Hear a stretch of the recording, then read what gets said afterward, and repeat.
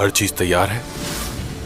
हथियारों को फलों के नीचे छुपा दिया गया है और हमारे आदमी मरकजी मकामात पर तैनात हैं।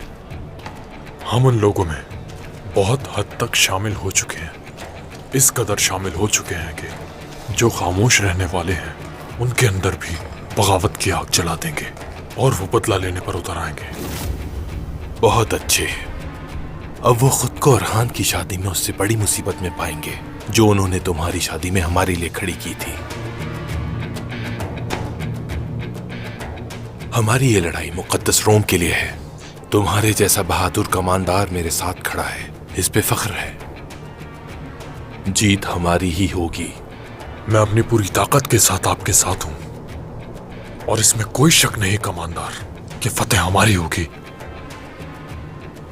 याद रहे, तुम्हें कुछ नहीं होना चाहिए।